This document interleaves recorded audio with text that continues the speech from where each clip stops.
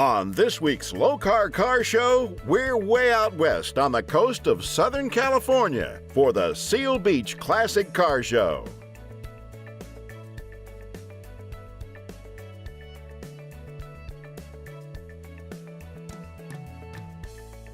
This 36 Ford was finished 17 years ago, and for Ray Dunham, it's been a great car to own and to drive around in all year round in sunny California.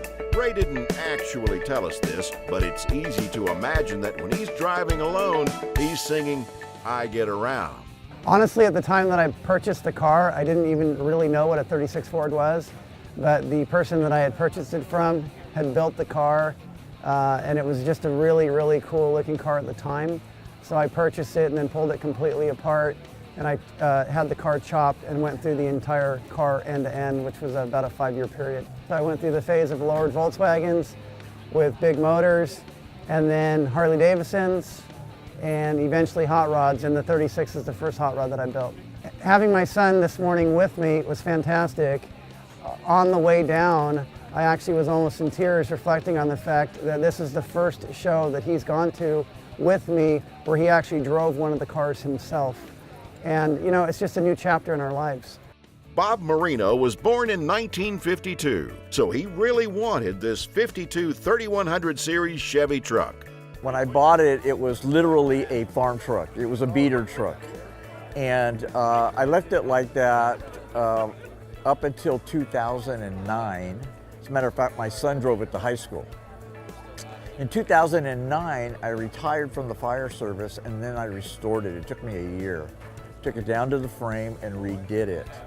And it will be one of those vehicles that you hand down generation to generation. It will go to my son. This is the one vehicle that I've restored that I can't get rid of. And it's just a joy to drive. It's really fun. When we redid it, we took it completely apart. We painted all the parts separately and put it all together. It just goes to car shows. I drive it all the time, just to car shows. That's what I do with it. And it's just been a joy having it. She knew exactly the kind of car she wanted, so Kathy Garner told her husband Gary, and he found her this 1932 Ford Cabriolet. Kathy fell in love with it at first sight. What happened is we've always been interested in the Deuce coupes. When we were kids, when we were like 16, we always wanted one. And so I fell immediately in love with the car. And so we bought it, and we had it shipped out here. And I drive it. It has a 347 stroker engine in it. It's got a C6 tranny, and it's just so much fun. I just have a ball with it. And we drive it to a lot of shows. We probably do 35 shows a year. And we have his car too that we do, and we just have such a great time together. But I just like the idea that I'm a girl and I'm a hot rod and I own a hot rod. So that's my thing. I wanted to have a hot rod and I got one. Yep. We don't live too far from here, so Yeah. we've grown up here in the Southern California, Orange County area. We grew up going to the beach and surfing, so early morning is fun for us being in shorts. And the thing we do that's really fun is every Wednesday night we cruise. We have a cruise night. So we got the convertible here and we cruise down Main Street, Huntington Beach. Oh, and sometimes here And in Seal sometimes Beach in Seal with the Beach summer coming. also. We'll be doing them both. We believe in driving our cars. We have a lot of fun. And that's the fun part of it. Yeah. And the reason we end up getting a second car, again, we bought a 32 three-window coupe originally, and only one person can drive at a time, and it wasn't fair. So I told Kathy, I said, we need to get a car for you to drive, and she gave me her material list of the things she wanted on the car, and it took a long time to find one. We were very blessed that we found one in this condition, Yeah. which was kind of nice, but it took quite a while to find all the requirements and the things that she wanted, which was all Ford. You know, I mean, it's got some unique things like the original rails for 32 Ford. Yeah, we have a lot of fun. Rocky Seiss calls himself a cheater because he didn't actually build this 55 Chevy 150. He found it already finished to perfection at a Barrett-Jackson auction. It's got a Chevrolet LS7 motor that's been built, produces about 560 horsepower on the dyno. It's got a Roadster shop chassis, which is just from my experience, just the best there is. It cruises down the freeway like a go-kart, and it has plenty of power with that motor and 4L60E tranny in it. It's just stereo, electric seats, air conditioning. It's just, you can make a daily driver if you wanted to. It's just really a fun car. I really, really love it. Perfect for a day like this. We'll be right back with more amazing cars on the Lokar Car Show, presented by Original Parts Group.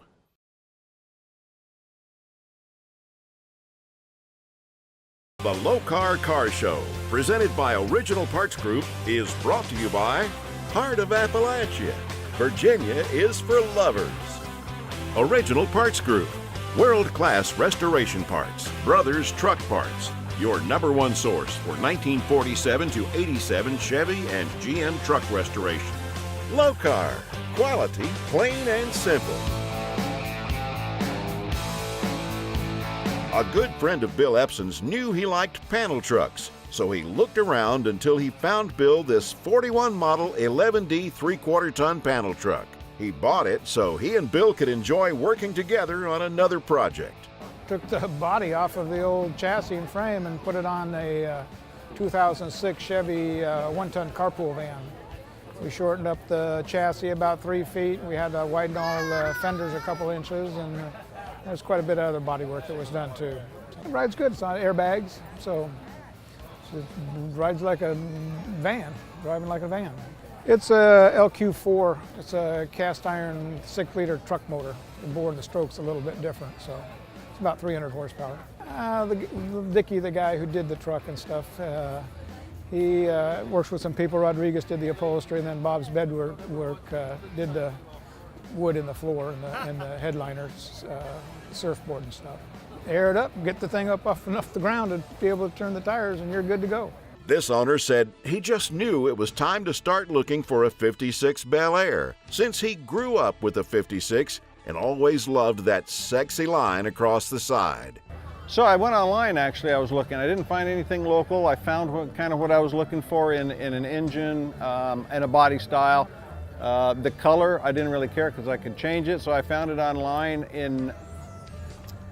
in Kansas, Paola, Kansas. There's about 200 pictures, so I bought it off pictures, had it transported into Huntington Beach, and when I got it, bone stock, absolutely bone stock. So immediately I knew it was going to be a daily driver. That's the fun of it, is driving it. So we went ahead from the chassis down and tore everything out, set up the suspension the way that I would want it when I was in high school. That's just the way I like the stance of it. Did a 2-inch drop spindle in the front, changed all the brakes to discs, so I got 4-way discs all the way around. Rewired it because there was bare frayed wire, and you know that's not good.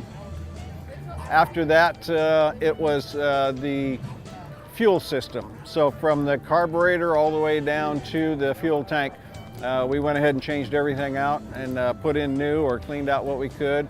The paint, I love the paint because they kept the stock colors, but they put some gold flake in it. So in the shade, it's a flat 2-tone car. As soon as the sun comes out and you see the reflection off the PAM, it turns into a 3-dimensional car. And all the females, because of that glitter, they always have to comment, "Oh, I love that car. Look how pretty that car is." So yeah, there you go.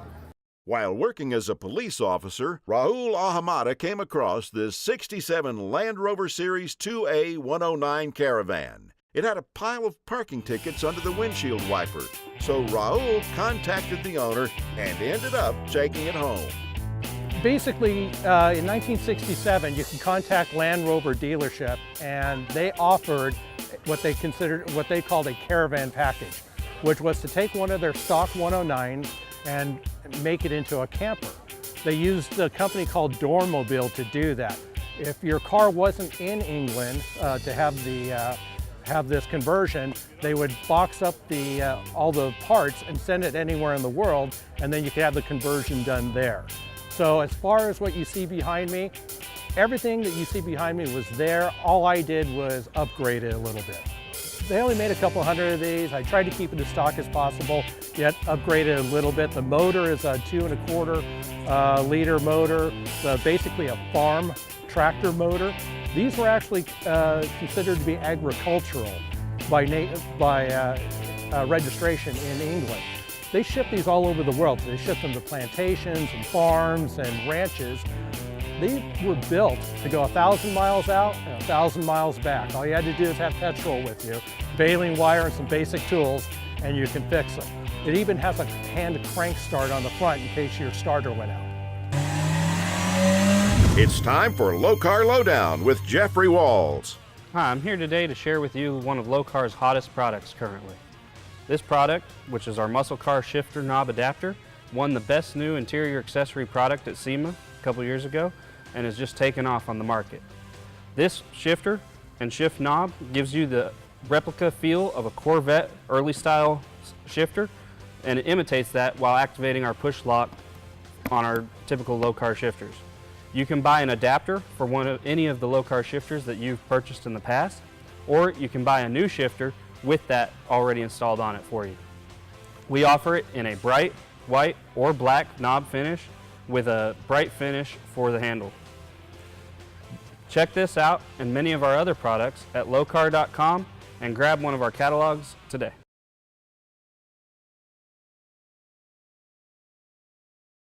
Welcome back to the Lokar Car Show, presented by Original Parts Group. Joe Footdale said, all you need is time, money, passion, and patience, and after a while, you've got a labor of love you like to share with other people. Joe's labor of love is this cool 72 El Camino Super Sport. Well, a lot of it I did myself, but I had to defer to the experts with the paint and so forth. Obviously, it's things I can't do on my own that I kind of subbed out to somebody else to do. Well, it's got a 396. It's the original engine with a Edelbrock 750 carburetor. Some Doug Thorley headers in there, so it's got a little bit of horsepower to it, but I keep it below the speed limit as much as I can. For Rick Brown and his wife, this 1964 Pontiac GTO brings back a lot of good memories. Took a lot of looking and a lot of searching. Me and my wife, we had one back when we were in high school.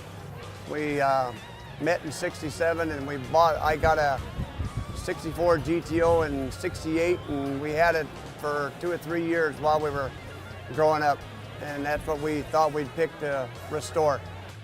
It's got the original engine, everything original. It had the original tri-power on it, but we just took it off because it was too hard to get it running right, and we put the Holley fuel injection on it.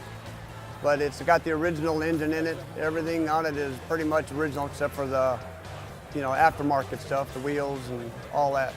They ride different. The old cars don't seem like it's real big, but yet it's real heavy. They're heavier on the road, and they give you a little bit different, smoother ride than the new cars do. Original Parts Group Incorporated Restoration Tip. Here at Original Parts Group, we've got quite a collection of classic GM muscle cars, specifically a huge GMA body line. The great thing about this is we get to actually have a lot of fun with these cars ourselves, but the main thing is we get to test fit the parts that we manufacture on these cars before we put them into full production and offer them to you, our customer.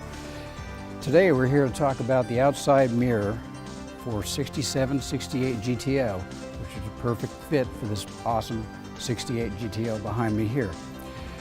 We go to a lot of trouble manufacturing these things. These are zinc die-cast base and head with the correct pivot point, so you don't end up with a mirror head that flops around every time you hit a bump. And they're triple chrome plated to a perfect factory finish, exactly the way GM did it all those years ago. Now, as I say, this is specific for 67 to 68 GTO, but we also offer them for all the other years of GTO and GMA bodies as well. The really cool part is you get the full mounting kit here with the gasket, the base, mounting screws, perfect, ready to fit up anytime you like. We also offer a full line of interior mirrors for all GMA bodies, 68 to 72 and 64 through 67. So obviously these will be one of the last things you've done once you've put all that time and effort into restoring your car. These, like our emblems, will be one of the finishing touches to make your show car spectacular. You can order this and all other parts at opgi.com today. We'll be right back with more amazing cars on the Lokar Car Show, presented by Original Parts Group.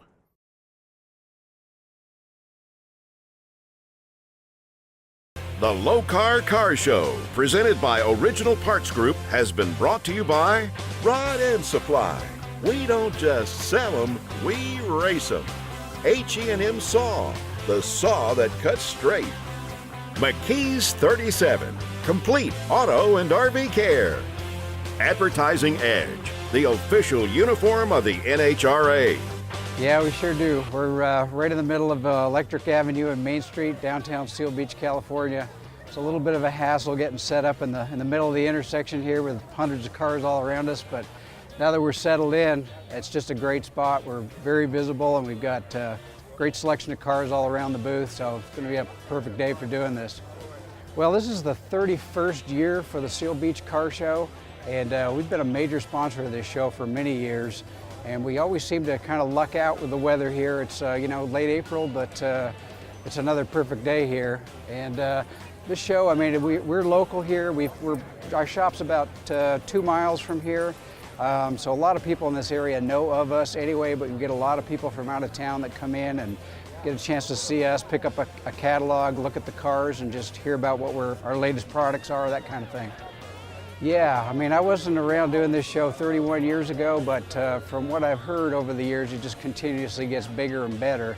I think it's just used to be it's just a small beach town here, with a diagonal parking, and cars would come in here. Mostly driver quality cars, and then just over the years it's turned into, you get a lot of high-end show cars here. A lot of people coming from all over Southern California, they register early and get their cars into this show. So it's just a real good selection of high quality vehicles. Everything foreign and domestic is here. And we've got a real good selection. I think we've got close to 20 cars that we've restored that are at Original Parts Group. This year we decided to bring all black vehicles, just kind of keep the theme. They're all convertibles, obviously with the exception of this car here, but we thought top down, perfect weather, just great to get some great cars out for the show. After Gary Lindsley got his son's 1948 Plymouth Business Coupe up and running, he was told he could have it if he did something with it. So, do you think he did something with it, or what? Well, I picked it because it's different. You see a lot of Fords and Chevys around. You don't see many Plymouths. And my family's background is racing Mopowers, Chrysler products. So the motor that's in there is out of a Superbird that we used to run at Bonneville Salt Flats. I get an 814 on a dyno. It's a 426 Hemi with a 5/8 stroker, an 871 blower, and a Hilborn fuel injection. The suspension, it's an Art Morris frame. Suspension runs really well. It's just a handful. You have to be real careful with it. I live in Chino Hills, California, and I drive an area of probably 15, 20 miles of local car shows. Anything further than that, I trailer it. This particular show, I trailered it too, because it's quite a ways from where I live. I think I'm about done with it. It was actually set up originally for pro stock drags. Once I got into it, I put too much into it, and I didn't want to tear it up that way, so I made a show car out of it.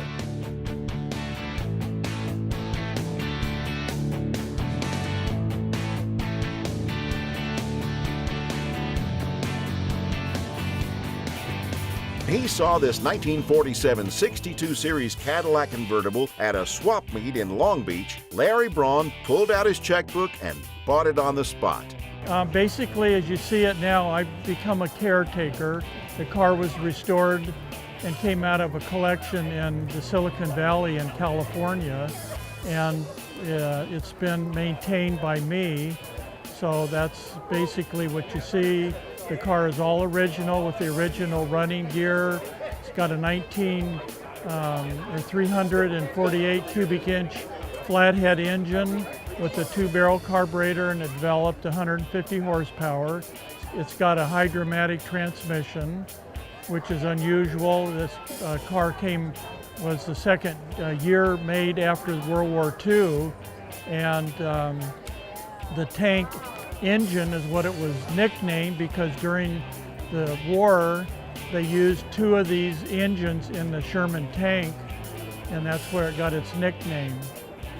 Basically, it's used locally here in Long Beach and Orange County areas, and I've had it in a lot of car shows and use it for weddings and special events. So my grandson was married last weekend, so the car was used in his wedding, so it's kind of a special feature. Today is the first time that I've had it entered in a car show with the top up because it's being a convertible, but I thought it'd be a little different to be able to see what the car looks like with the top up. This week's winner of the Lokar Car Show's Pick of the Show Award, presented by McKee's 37, is Bill Smirl and his custom 1950 Mercury convertible. Probably 20 years ago, I bought it from a gentleman in Wisconsin, took it to California, and from there did a lot of custom work on it. Well, it has 53 Buick Riviera side trim that forms a place where you get coves to paint, and it has DeSoto teeth in the front. It's all shaved. The door handles are off. The hood, everything's shaved. Well, it's got a custom suspension, and it has power steering. It has air conditioning. It has cruise control. It has everything but birth control in it. It's just fun, you know, a lot of kids love it. Everybody likes the old cars, and this one stands out. That's a wrap for this week's Lokar Car Show. We'll be heading back east next week as we travel to Destin, Florida for Burning Up the Beaches.